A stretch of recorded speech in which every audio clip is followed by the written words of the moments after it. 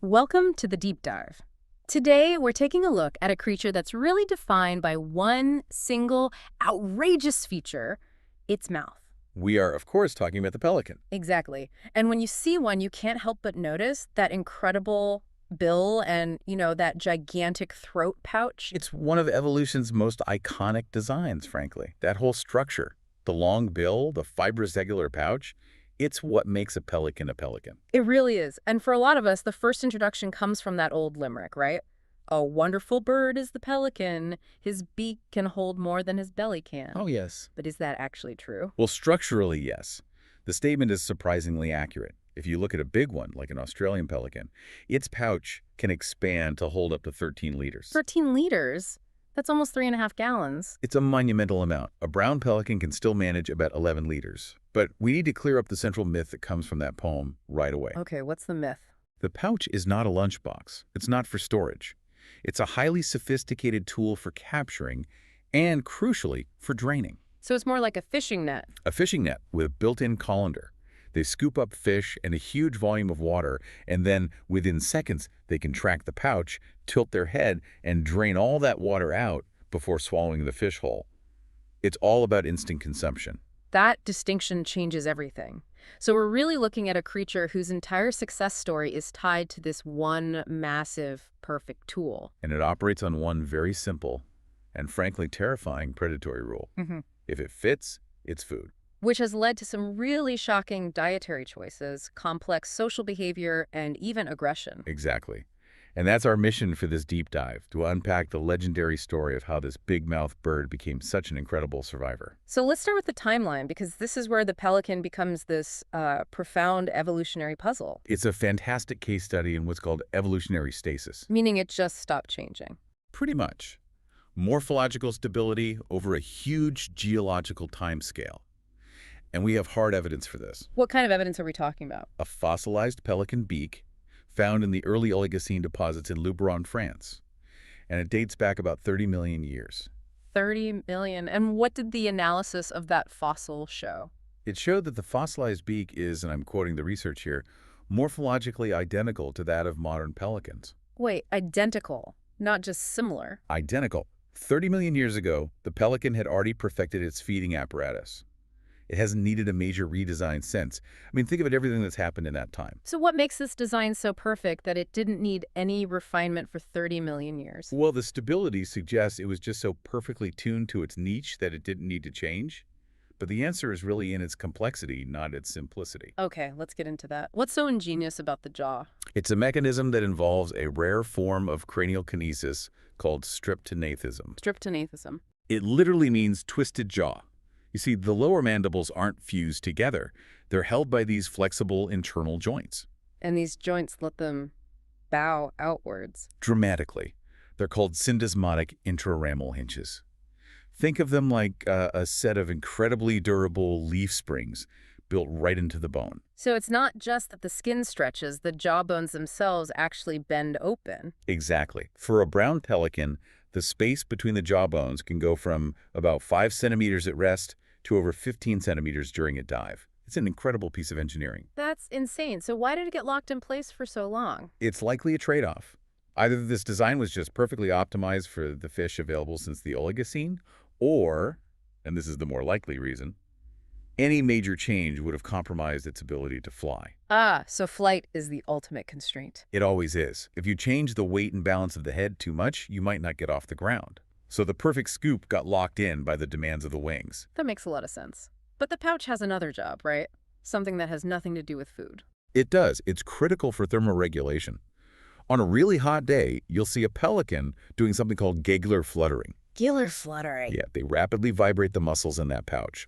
The giggler sac is highly vascularized. It's just full of blood vessels. So it's like a radiator. A biological radiator, exactly. It's the same principle as a dog panting. It increases airflow over that moist, thin skin and facilitates massive evaporative cooling to dissipate heat from the bloodstream. And they need that because, why? Because, unlike most birds, their nostrils are sealed off. They have salt glands to get rid of excess salt, which means they have to breathe almost entirely through their mouths. That pouch is their air conditioner. So they figured out flight, cooling, and the perfect fish scoop 30 million years ago. Okay, now here's where it gets really interesting. The swallowability rule. Yes, Yes. trophic opportunism. What happens when this perfect machine starts looking for dinner? It gets ruthless. I mean, yes, their primary food is fish things like anchovies and sardines, but the documented list of other prey is, well, it's shocking. Let's hear it. What's on the list? We're talking crustaceans, amphibians, turtles, snakes, and maybe the most disturbing, other birds. Other birds. Oh yeah, ducklings, gannet chicks. They've even been seen drowning seagulls to eat them. We have to talk about the pigeon incident, because this isn't just some old sailor's tale. This was in London, right? In a public park. St. James's Park, 2006. A great white pelican was photographed swallowing a live, fully grown feral pigeon, whole. A live pigeon! It just shows the sheer lack of discrimination. If the pelican thinks it can subdue it and get it down its throat, it will try.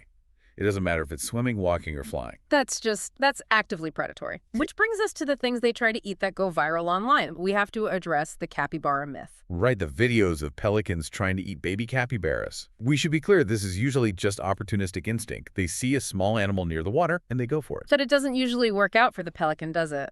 Almost never. It comes down to basic physics.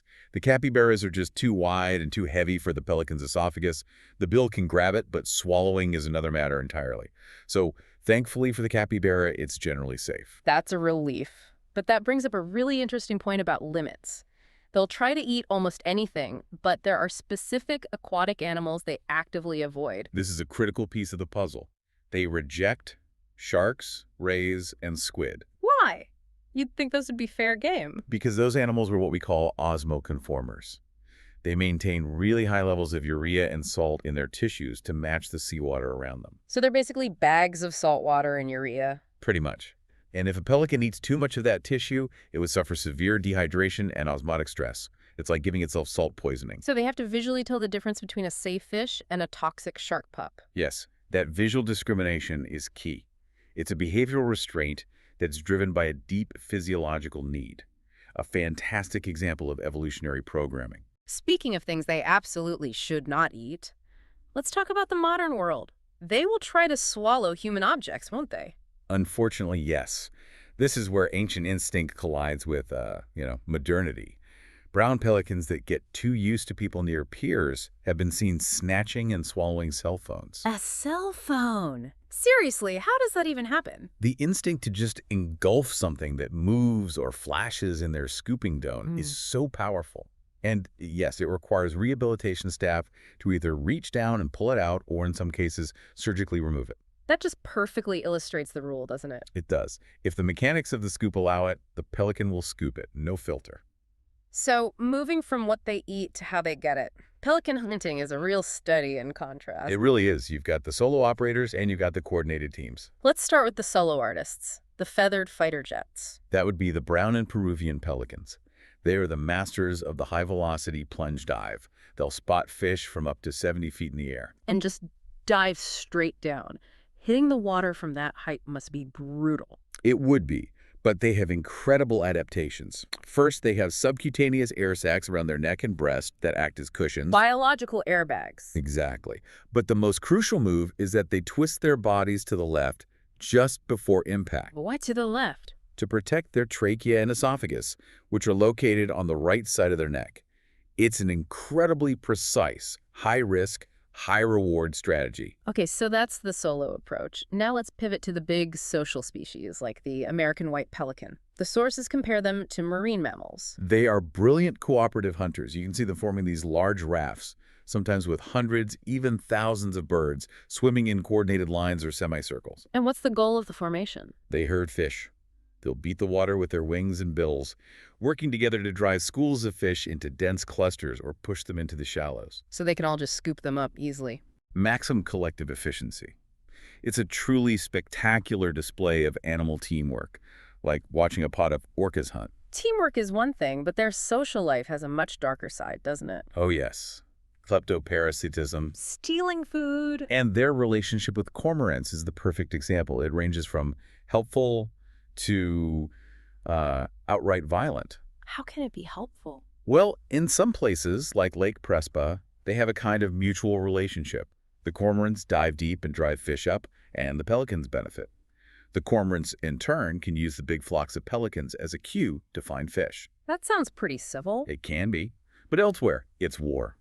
American white pelicans are notorious for violently attacking cormorants. Yeah. They'll grab them by the neck, hold them underwater. Just to make them spit out their fish. Exactly. They force them to release their catch. They use their size and that massive beak as a weapon of coercion.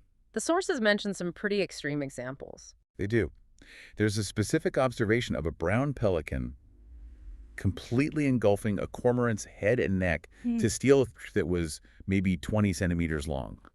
The cormorant was seen shaking its head over and over after it escaped, clearly stunned. And there was even a fatal incident, wasn't there? There was. A dead pelican was found with a dead cormorant lodged inside its pouch.